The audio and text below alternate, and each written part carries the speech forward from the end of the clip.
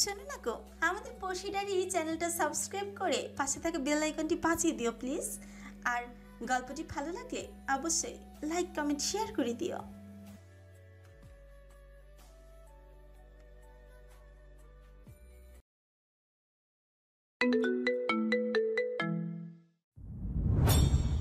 ফয়েজের মেজাজের অগ্নিকুণ্ডের শিখা কমানি এক দণ্ড।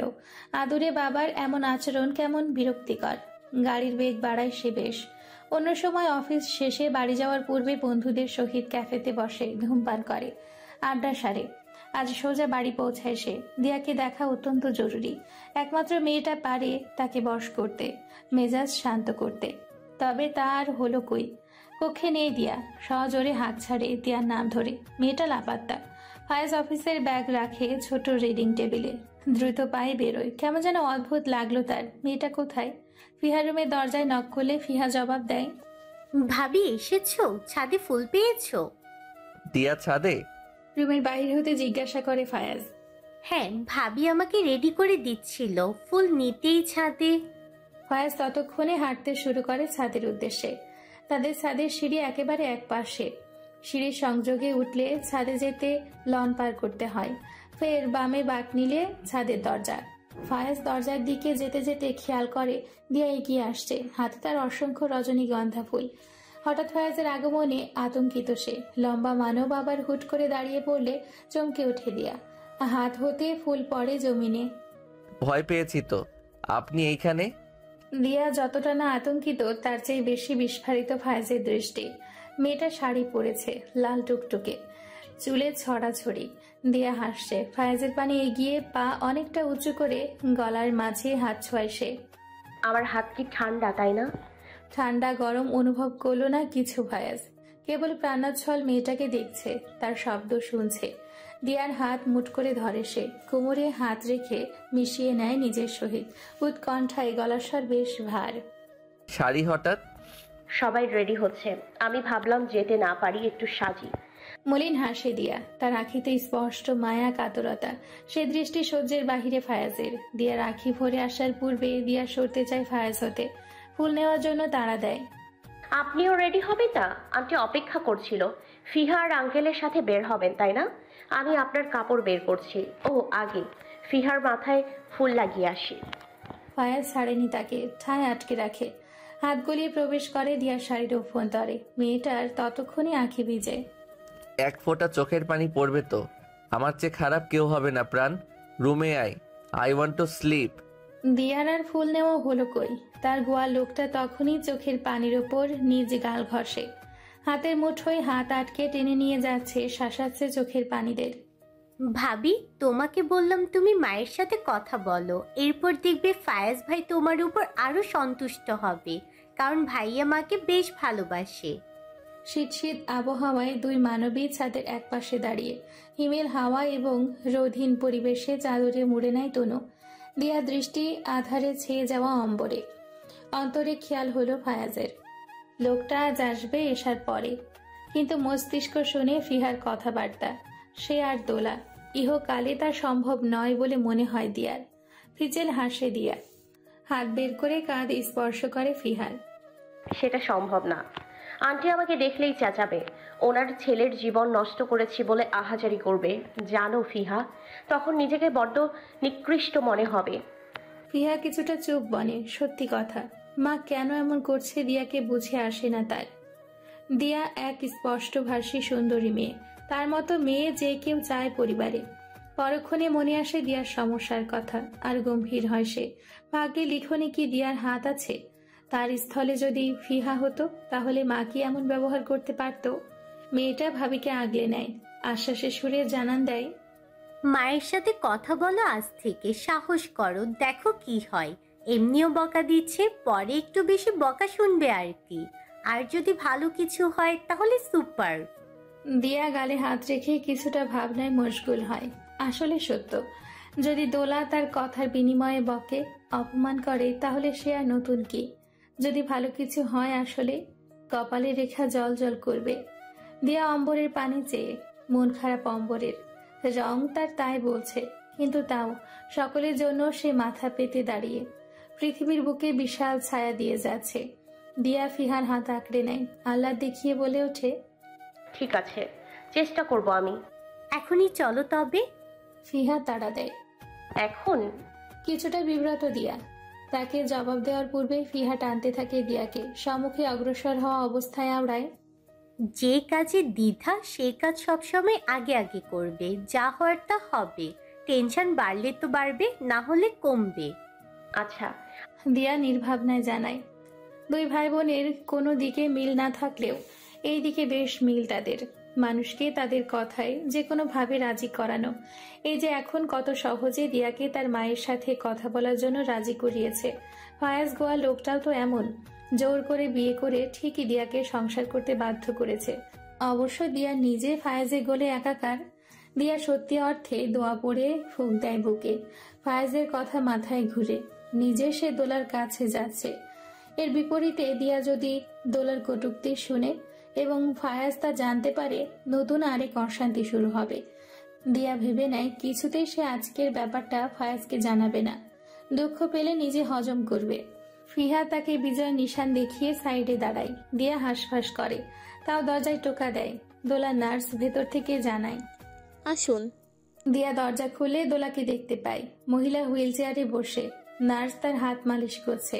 দিয়াকে দেখতে পেয়ে মহিলা ভড়কে যায় বেশ। জাতহীন মেয়ে, আমার রুমে আসার সাহস কিভাবে হয়? Aunty, I am so sorry. আমি জানি আমার জন্য আপনি খুব মন খারাপ করেন। আসলে আন্টি, আমি অত্যন্ত দুঃখিত। আমার কারণে আপনার আর ফায়াজের মধ্যে সমস্যা হচ্ছে। চুপ থাকো দিয়া, তোমার মুখে কোনো কথাই মানায় না আমার কাছে। আমার ছেলেকে বশ করে এখন সাধু সাজছ? দিয়ার অন্তর ছারখার হয়। কোনোভাবে হোক আল্লাহ একটু রহমত দিক এমন বিষাক্ত ভঙ্গিমার মহিলার আচরণে। দিয়া কিছুটা নেতিয়ে যায়। তারপরও পরিস্থিতি স্বাভাবিক করতে বলে উঠল, দুঃখিত আন্টি, আপনার কাছে আমি অপরাধী। এই জন্মে হয়তো আপনাকে দুঃখিত হাজারবার বললেও আপনি আমাকে ক্ষমা করবেন না। কিন্তু আমার দোষ, আমার ভাগ্য। মধ্যবিত্ত পরিবারের মেয়ে আমি, আর সন্তান জন্ম দিতে অক্ষম থাকায় এতটা ঘৃণা আমি প্রাপ্য আপনার ছেলের বউ হিসেবে। কখনো যদি একটু দয়া হয় আন্টি, ভেবে দেখবেন কিছু কথা। দুনিয়ায় আমরা আছি কয়েকদিনের জন্য, মিলেমিশে থাকাটা কি খুব বড় অপরাধ? ততক্ষণে দিয়ার আঁখি ভিজে। অহংকারী দোলার হৃদয়টাকে কিঞ্চিত ধক করে ওঠে। এতটা বিষাদ মিশিয়ে কথা বলা কবে শিখল দিয়া? নাকি মেয়েটা বিষাদিনী ছিল? দোলা কেবল তাকে আরো বিষাদে ডুবিয়েছে। দোলার দৃষ্টি দিয়ার পানে। অদ্ভুত সুন্দরী রাঙা মেয়েটা কত জর্জরিত অল্পের জীবনে। সেই জীবনে আরো কঠিন পারদ যোগ করে দোলা। নিজেকে কেমন তুচ্ছ মনে হলো হঠাৎ। মলিনতা প্রকাশ্যে দোলা অক্ষম, তবুও গলার স্বর কেমন নরম হয়েছে তার পূর্ব হতে। দেখো, যা হয়েছে সেটা আমি মেনে নিতে পারবো নাকি জানি না, তবে অহেতুক কেঁদো না। আমার ছেলে আমাকে ভুল বুঝবে। আহ! দোলা আর্তনাদ করে হালকা। নার্স মেয়েটার মুখে বিরক্তি। দোলার হেড মাসাজে ব্যাঘাত ঘটে। দিয়া ব্যতীত দোলার জীবন মাসাজ সত্যি বিরক্তিকর ছিল এতদিন। দিয়া দোলার দুঃখে অস্থির হয়, নিজ দায়িত্বে সেদিকে এগিয়ে যায়। নার্স মেয়েটা আরো আক্রোশ দেখায়। আমি নার্স, আপনি নিশ্চয়ই আমার চেয়ে বেশি বুঝবেন না?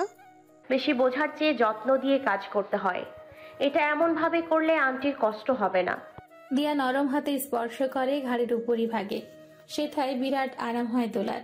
শেখ দিয়ার এমন যত্নাদি বড্ড খাপ ছাড়া নার্সের মধ্যে। আবার সে আঁখি বুঝে দোলা। মনটা আজ একটু দয়ালু হলো। নার্সকে সে জানায়, তুমি বরং আমার ডিনার ডায়েট রেডি করো নার্স, আমার ফিজিক্যাল ম্যাসেজ দিয়া করবে। দোলা নিজের বক্তব্যের শেষে তেজি সুরে ফের বলে ওঠে, তুমি আবার কাঁদতে বসছো না? আমার ছেলে এসে দেখলে তুল কালাম শুরু করবে। জাস্ট তোমাকে তোমার কাজ বুঝিয়ে দিলাম। আচ্ছা আন্টি। একরাশ তুচ্ছ তাচ্ছিল্য পাওয়ার পর দোলার এই অল্প ভাষা যেন কি মধুর। ছোটখাটো এমন শুরু থেকে হয়তো একদিন দিয়ার প্রতি মন নরম হবে দোলার। দিয়ার আর সুখী ভাবনার অন্তিম কই। সে নীরবে চোখে জল ফেলে কাজে মন দেয়। দোলার যত্নাদি খালাস হলে মহিলা বেজায় তৃপ্তি পায়। দিয়া মেয়েটার প্রতি অন্য রকম এক অনুশোচনা জাগে। দিয়া হাত মুছে তাওয়ালে। বেরোনোর আগাম প্রস্তুতি। দিয়াকে কিছু বলতে চেয়েও দোলার মস্তিষ্ক নিষেধ করে। আবার জানায়, মেয়েটাকে ভালো একটা কথা হলেও বল। দোলা ঘাড় ঘুরিয়ে দিয়ার অবয়ব পর্যবেক্ষণ করে। কত বাজে কথাটা শুনিয়েছে দোলা মেয়েটাকে, অথচ দিয়া ভেঙে গেলেও প্রকাশ করেনি কোনো আক্রোশ। নিজের মতো করে ভাঙার সংসারকে সৎকার করতে চাচ্ছে। অনেকটা সন্তুষ্টির শ্বাস দোলার অভ্যন্তরে। শাড়িতে জড়ানো তার ছেলের প্রাণ মেয়েটা। দিয়া চুলগুলো কানের পিছে গুজে, চোখাচোখি হলে দিয়া হাসে দোলার দৃষ্টি মেপে। দূর হতে ভেসে আসে ফায়াজের কঠিন ডাক। দিয়া নাম ধরে এক প্রকার তাণ্ডব চালাচ্ছে সে। ঘাবড়ে যায় দিয়া। দোলা নিজেও কিছুটা আশঙ্কিত। হুট করে দরজা খুলে ফায়াজ সোজা হেঁটে আসে দিয়ার নিকট, ঘাড় চেপে ধরে মুহূর্তেই। কেন এসেছি সেইখানে? আসতে মানা করেছিলাম না? বাজে কথা শুনতে ভালো লাগে? ঠিক আছে আমি। আন্টি কিছু বলেনি। দিয়া থেমে যায় দোলার জবাবে। কিছু বলিনি তোমার বউকে। অযথা মেয়েটার উপর চেঁচাবে না, আমার কান ব্যথা হচ্ছে। ফায়াজ মায়ের পানে ফিরেনি। দৃষ্টি বউয়ের চোখের গভীরতায়, যা জানান দিচ্ছে সে কেঁদেছে। কেঁদেছিস কেন? কই কাঁদলাম, আপনি একটু বেশি ভাবেন। দিয়া সরায় ফায়াজকে। দোলার সামনে ছেলেটা এমন যত্নশীল আক্রমণাত্মক হবে তার প্রতি ভাবেনি সে। দিয়া রুম ত্যাগ করার পূর্বে দোলাকে জানায়, আন্টি ব্যথা হলে আমাকে ডাকবেন, একদম চিন্তা করবেন না। চিন্তিত হয় ফায়াজ। মায়ের পাশে হাঁটু গেড়ে বসে। দিয়া মা ছেলেকে একা সময় কাটাতে দিয়ে বেরিয়ে আসে। ফায়াজ মায়ের হাত স্পর্শ করে, তেজি কণ্ঠে জানায়, ডক্টর কল করব? ঠিক আছি আমি। দোলা সহজ ভাষায় জানায়, দিয়ার সাথে রুডলি কথা বলো না মা, ওকে মেনে নাও না, কিন্তু ওর সাথে রুডলি কথা বললে আমার মাথা ঠিক থাকে না। ফায়াজ মাকে জবাব দেয়, তোমার বাবার সাথে মতের মিল নেই কোনো, অফিসের ঝামেলা। তোমার জন্য বাবা আমাকে দেখতে পারছে না, আমি ঠিক বাবার মতো হয়েছি, বউ লাভার। ফায়াজ টিটকারি মেরে উঠে দাঁড়ায়। বাবার প্রবেশ ঘটে তখন। অফিসে বাবার সাথে হালকা ঝামেলায় যুক্ত হয় ফায়াজ। তার ক্ষোভের কারণে বাবার দিকে মলিনতা দৃষ্টি নিক্ষেপ করে দ্রুত পায়ে হাঁটতে থাকে। অফিসের কথা মনে আসলে মেজাজ আরো বিগড়ে যায় তার। সামান্য মিটিংয়ের টাইম বাড়ানোর কারণে বাবা এতটা রিয়াক্ট করবে কিছুতে বুঝতে পারেনি সে। টাইম মতো সবটা হচ্ছিল। নতুন কলিগরা প্রজেক্টের গন্ডগোল করায় দেরি হয় কিছুটা, যার ফলস্বরূপ বাবা তাকে দিয়ার প্রসঙ্গ টেনে অহেতুক কথা শোনায়। ব্যাস, এতে মাথায় খুন টকবক করে ফায়াজের। বাসায় এসে মেয়েটা মায়ের রুমে জেনে আতঙ্ক ভর করেছিল, কিন্তু মায়ের আচরণে কিছুটা শান্তভাব অনুভব করে। তারপরও মেয়েটার জন্য মনটা ব্যাকুল থাকে সারাক্ষণ। ফায়াজ লনের ধার ধরে হাঁটলে দিয়ার প্রতিচ্ছবি লক্ষ্য করে লিভিং রুমে। পরপর শুনতে পায় মেয়েটার ক্ষীণ আদুরে কণ্ঠ, এই নাস্তা করবেন, আসুন। ফায়েজের পায়ের গতি দ্রুত হয়। লম্বা পায়ে সে মেয়েটার অবয়বের সাথে মিশে। দিয়া নড়ে ওঠে। বক্ষ গহ্বরে হরতাল চলে। ফায়েজের বুকের মধ্যাংশ ঠেকে দিয়ার পিঠে। কেঁদেছিস কেন? কই, বেশি ভাবছেন। দিয়া ছাড়াতে চায় নিজেকে, কিন্তু ফায়েজ আরো আঁকড়ে ধরে তাকে। Don't you dare. বল তীব্র করে সে। দিয়া স্পর্শে মরিয়া, লাজে আড়ষ্ট, নিজ অধর চেপে জানায়, আমরা বাড়ির মাঝখানে দাঁড়িয়েই ফায়াজ, কেউ দেখবে। অলরেডি দেখে চলে যাচ্ছে। গালজোড়া আরো জ্বলন করে তার লোকটার কড়া বাক্যে।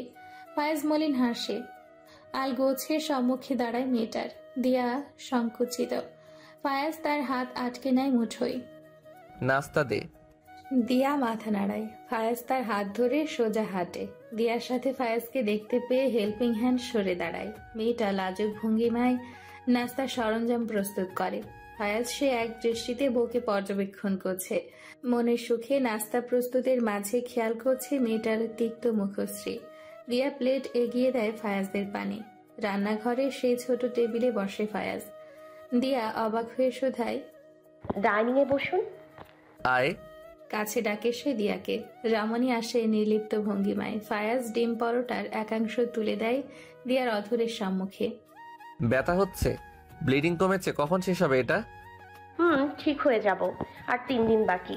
দিয়া মুখে নেয় খাবার। বস। দিয়াকে নিজ উরু এগিয়ে দেয় ফায়াজ। রক্তিম হয়ে আসে তার গাল। দিয়া উসখুস করে। কেউ এসে যাবে।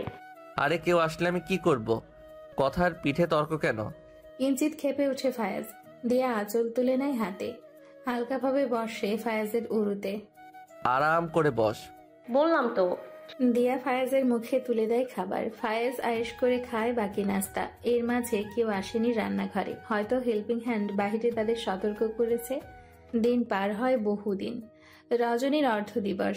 ফায়াজ অধরে সিগারেট চাপে। শীতের আক্রোশ তীব্র। দিয়া রাখি নিতিয়ে বিছানায় লেপ্টে সে। ফায়াজ ল্যাপটপে ব্যস্ত, স্টাডি টেবিলে। মন মেজাজ ভালো নেই। বাবার গাফিলতির কারণে একটা ডিল হাতছাড়া হয়েছে, তাই তার যত রাগ।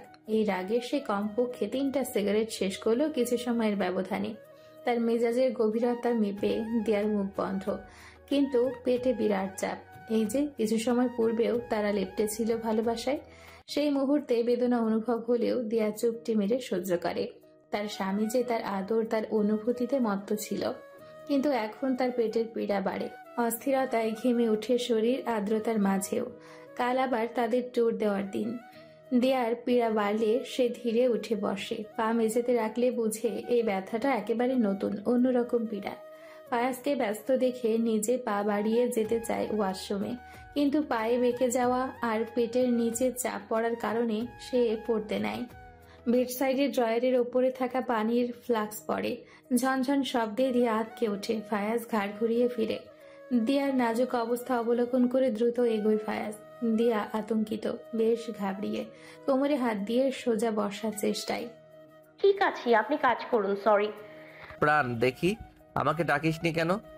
দিয়া পেটের পীড়ায় আরো নড়ে ওঠে। ফায়াজ তার ধারে বসে, বিশাল বাহুতে আগলে নেয় তাকে। কিছু হয়নি, আপনি কাজ করুন। কি হয়েছে প্রাণ, বল আমাকে। দিয়ার সকল কথা উপেক্ষা করে ফায়াজ কেবল তার প্রিয়সীর কষ্ট বোঝার চেষ্টায়। এখানে কেমন জানি লাগছে। দিয়া হাতের ইশারায় তলপেট দেখায়। ফায়াজ নিজ হাত রাখে সেথায়। দিয়ার হালকা ভিজে থাকা চুলে আঙ্গুল স্পর্শ করে। কেমন প্রাণ, কখন থেকে? তখন লেগেছিল, এখন বেশি। দিয়ার দ্বিধায় দেওয়া জবাব ফায়াজ বুঝে সহজে। চিন্তার ছাপ তার মুখশ্রীতে স্পষ্ট। তখন বলিসনি কেন? তাই কাঁদছিলি? ওয়াশরুমে যাব ফায়াজ। দিয়া উঠতে চায় নিজে। ফায়াজি তাকে আগলে নিয়ে দাঁড় করায়। কোমর চেপে ভরসা হয় তার। দিয়া ওয়াশরুম থেকে বেরিয়ে ফায়াজের সাহায্যেই শুয়ে পড়ে বিছানায়। হট ব্যাগ রাখে ফায়াজ দিয়ার উদরে। কমছে পেইন? ফায়াজের পরনে কালো টি শার্ট, ট্রাউজার। চিন্তিত হলে লোকটাকে বেশ নমনীয় দেখায়। তার এই রূপ কেবল দিয়া দেখে। লোকটার সেই ছাড়া বাকিদের কখনো নিজের অস্থিরতা দেখায় না। তাকে ভরসা দিতে দিয়া ছোট্ট উত্তর দেয়। সকালে ডক্টরের কাছে নিয়ে যাব। ঠিক আছে ফায়াজ, কাল ট্যুরে যাব আমরা, তাই অন্য কোথাও যাব না।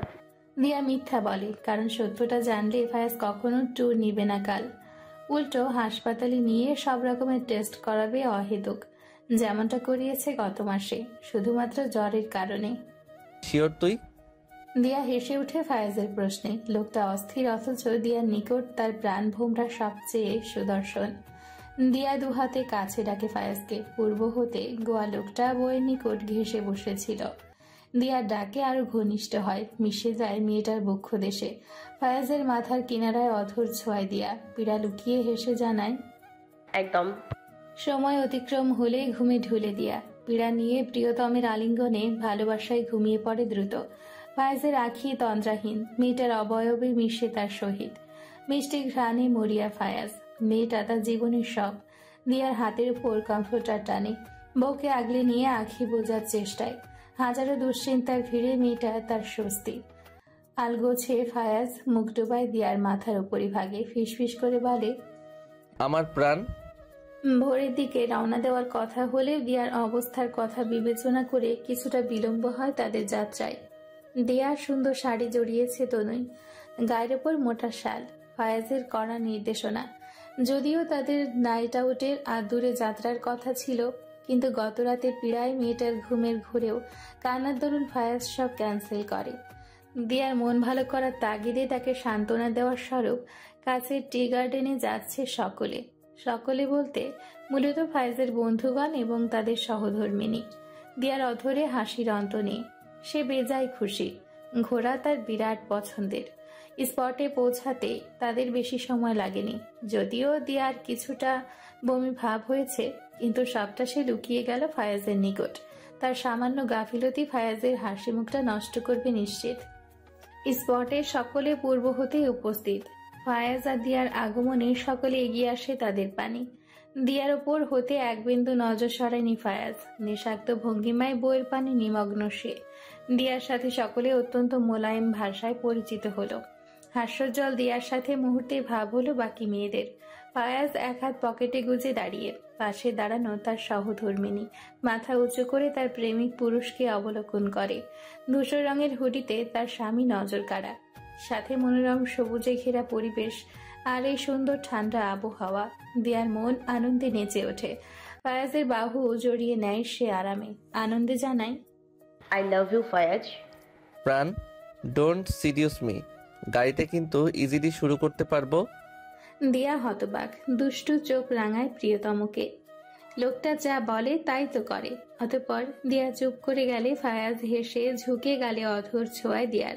মেয়েটা আরো মিয়ে যায়, স্বামীর বাহু আঁকড়ে ধরে উপভোগ করে সবুজে ঘেরা পরিবেশের ছোঁয়া। দিয়ার নিকট অন্য মেয়েরা এলে ফায়াজের অনুমতি নিয়ে দিয়া তাদের সাথে টি গার্ডেনে নানান প্রতিচ্ছবির ডিটেইলস জানতে এগোয়। ফায়াজ বন্ধুদের নিকট আড্ডায় মগ্ন হলেও দৃষ্টির ক্যামেরায় বন্দী তার প্রাণ। সিগারেটের আগমনে আড্ডায় আরো জমজমাট ভাব আনে। ফায়াজের পূর্ব বন্ধু ইলিয়াস আচমকা ফায়াজকে বলে ওঠে, দিয়াকে কারোর সাথে মিশতে না দিয়ে নিজেই বিয়ে করে নিয়েছিস? ফায়াজ সিগারেট সরায় অধর হতে ক্ষিপ্ত কণ্ঠে বলে ওঠে, আমারও যখন থেকে দেখা হয়েছে ওর সাথে তখন থেকেই।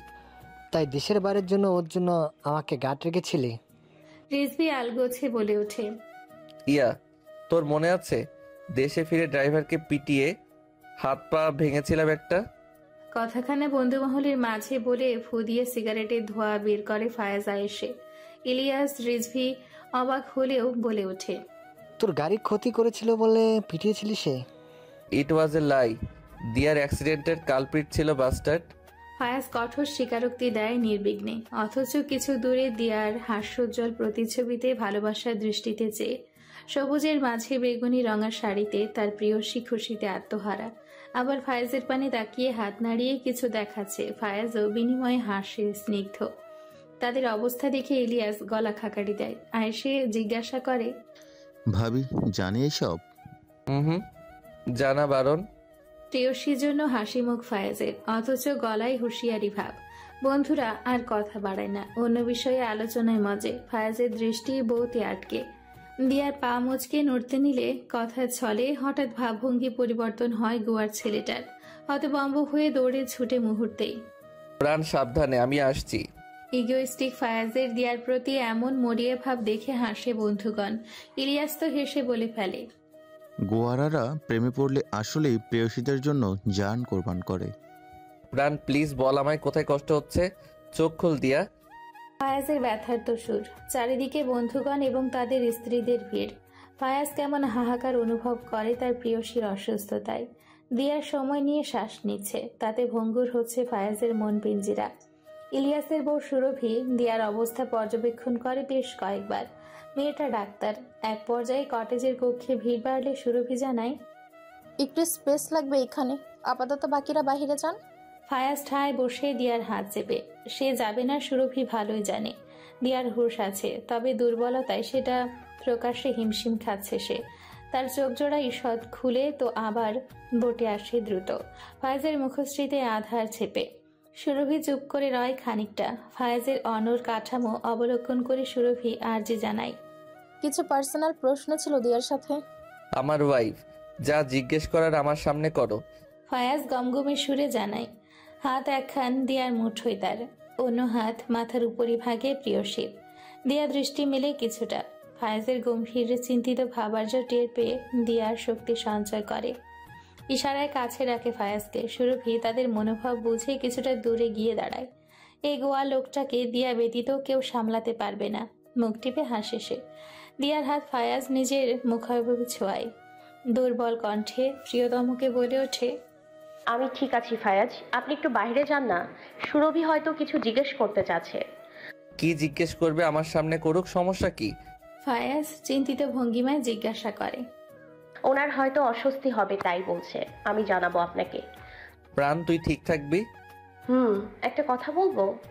দিয়ার অবয়বে মিথ্যে হাসি ভাব, ভেতরকার খারাপ লাগা বা ক্লান্তি ভাব লুকানোর চেষ্টায় ফিসফিস কথার ইশারা করলে দিয়া ফায়াজের অধর খানিকটা চড়া হয় বউয়ের হাসি ঝিলিক পেয়ে, হাতের মুঠোতে অধর ছোঁয়ায় ভালোবেসে। বল না। আমাকে কষ্ট দিতে বিয়ে করেছিলেন, কিন্তু নিজেই কষ্ট পাচ্ছেন আমার অসুস্থতায়।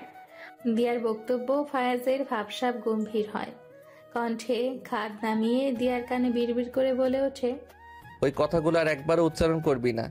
ইউ আর মাই এভরিথিং প্রাণ। দিয়া চোখে হাসলে ফায়াজ উঠে দাঁড়ায়, সুরভির উদ্দেশ্যে বলে, কোনো প্রবলেম হলেই আমাকে ডাকবে, বাহিরে আছি। অফকোর্স। সুরভি জবাবে জানায়। ফায়াজ বেরোতে নিলে আবার পিছে ফিরে দিয়া আলগোছে অধর প্রসারিত করে মৃদু, তাতেই প্রেমিক হৃদয়ে জয় স্লোগান ভেসে আসে। প্রেমিকা যে কিছুটা সুস্থ বোধ করছে। দরজা বন্ধের শব্দ হলে দিয়া ফের চোখ বুঝলে যেন বহু শান্তি। সুরভি দিয়ার কপারে হাত রাখে আরামে, মিহি কণ্ঠে শোধায়, এই পাগলটা তোমাকে খুব ভালোবাসে, কেমন পাগল পাগল করছে তোমার জন্য। দিয়ার আখি জোড়া নিস্তব্ধ, তেমনই সে মাথা নাড়ায় উঁচু নিচু। সুরভি উত্তর বুঝে দিয়াকে প্রশ্ন করে, আচ্ছা বলো, কেমন লাগছে এখন? আপু জানি না, তবে কেমন দুর্বল লাগছিল সবকিছু। প্রেশার লো হওয়ার চান্স আছে? হ্যাঁ, হতে পারে। দিয়া আবার ধীর চোখ খুলে, তোমার মান্থলি সার্কেল কেমন চলছে? সুরভি প্রশ্ন করে। দিয়া ভাবুক হয় কিছুটা, হিসাব নিকাশ করে জানায়, মাঝে মাঝে একটু দেরিতে হয়, আবার আগে 15 দিন ধরে বন্ধ, মানে লেট। বমি হয়? অল্প, হঠাৎ। ও, প্রেগন্যান্সি টেস্ট করিয়েছ? সুরভির কথায় দিয়া নজর ঝুঁকে যায়। কোনোভাবে সত্যটা বলতে ইচ্ছে হয়নি, এইভাবে জানাই, আরে না, একটু প্রেশার ফল করেছে বিধায় এমন হলো, তাই নয় কি? তুমি তাও টেস্ট করিয়ে নেবে। আমার মনে হচ্ছে তুমি প্রেগনেন্ট। এখন তো টেস্ট করাতে পারছি না, ফয়াজকে বলে আনিয়ে নাও না হয়। আচ্ছা ওয়েট, তোমার পালস দেখি। দিয়ার হাত ধরতে চাইলে সে হাত সরায়, আতঙ্কিত হয় যেন কিছুটা, ধাতস্থ সুরে বলে, না, আমি ঠিক আছি, একটু শুয়ে থাকলে ঠিক হয়ে যাব। ফায়াজকে কিছু বলবেন না এসব নিয়ে প্লিজ। সুরভি ভরকে যায় খানিকটা, বিচলিত হয়ে কাজ চেপে ধরে দিয়ার। আচ্ছা শান্ত হও তুমি। ফায়াজকে বলবেন আমি ঠিক আছি, একদম সুস্থ। দিয়া কেমন ঘাবড়ে ওঠে। ফায়াজ যদি সুরভির কথাগুলো জানে তাহলে কষ্ট পাবে নিশ্চয়, যেমনটা কষ্ট দিয়ার হচ্ছে। বুকে পাথর জমেছে, স্থির হলো সবকিছু। যেটা হওয়ার নয় সেটা নিয়ে আবার কিসের কথা? বলবো, দিয়া আমাকে একটু চেক আপ করতে দাও, মেডিসিন নিতে হবে তোমার। দিয়াকে আলগোছে বলে সুরভি, কিন্তু দিয়া তাতেও সায় দেয়নি। মূলত সে সুরভির কথায় ঘাবড়িয়ে যাচ্ছে ক্ষণে ক্ষণে। সুরভির হাত ধরে আকুতি করে দুঃখী মেয়েটা। প্লিজ আপু, আমি ঠিক আছি, বিশ্বাস করুন, এখন একদম সুস্থ লাগছে আমার। ফায়াজকে ডেকে দিন। সুরভি দেখলো মেয়েটা কেমন নেতিয়ে আছে, তাও শক্ত ভাব দেখানোর চেষ্টায়। দিয়াকে এতটা উত্তেজিত দেখে সুরভি কি করবে ভেবে পায় না। সে দিয়াকে শান্ত সুরে আশ্বাস দেয়, জানাচ্ছি। আপু, আমি কোনো মেডিসিন খাবার কিছু খাবো না। রেস্ট নাও আপাতত। তুমি আমার অন্য পেশেন্ট হলে নিশ্চয়ই বকা খেতে। চিকিৎসাও জোর করে করাতাম, কিন্তু জোর জবরদস্তি করলে তোমার পাগল আবার খেপে যাবে। মজা করে সুরভি। দিয়া সিকনেস কেবল প্রেশার ফল বলে মনে করে। যেহেতু দিয়াই তাকে চেক করতে দিল না, কথাও শুনল না, সুরভি ফায়াজকে সঙ্গে সঙ্গে ডেকে দিল। কক্ষে প্রিয় মানুষের আগমনে দিয়া বসতে চায় উঠে। ফায়াজ লম্বা কদমে বইয়ের নিকট পৌঁছায়, বিছানায় বসে আলগোছে। দিয়ার পিঠে হাত ঠেকিয়ে বসতে সাহায্য করে। ফায়াজের মনে এখনো দ্বিধা, কি হলো তার বধূর। সুরভি ভেতরে যেতে বলল, আর সে হু হু করে ঢুকে পড়ল। কি হলো জিজ্ঞাসা করার জন্য মনটা অপেক্ষা করেনি। দিয়া হতেই জানা যাক। সুরভি কি বলেছে? এমনি টায়ার্ডনেস, রেস্ট করলে ঠিক হয়ে যাবে। ফায়াজ, আমি বাড়ি যাব। সহসা জানাই দিয়া। মনটা কেমন আকুপাকু করছে। সুরভি যে সংবাদ দিতে চেয়েছিল সেটা দিয়ার জীবনে কখনো আসার নয়। মেয়েটার আঁখি ভারী হতে চায়, কিন্তু সম্মুখে বসা লোকটার জন্য চেপে যায় ভেতরকার চাপার সুরেলা কষ্ট। ফায়াজের অন্তরে পুরোপুরি শান্তি অনুভব না হলেও সে দিয়ার কথা শুনে ধাতস্থ করে নিজেকে। গালে নিজ ঠান্ডা আঙ্গুল ছুঁয়ে শুধায়, শিওর প্রাণ? বাড়ি যাই। একটু রেস্ট করো, লাঞ্চ করে বের হব। ফায়াজ আরো এগিয়ে আসে দিয়ার নিকট, বাহুডোরে আবদ্ধ করে প্রিয়সীকে। দুজনের মনে দু রকম খেয়াল।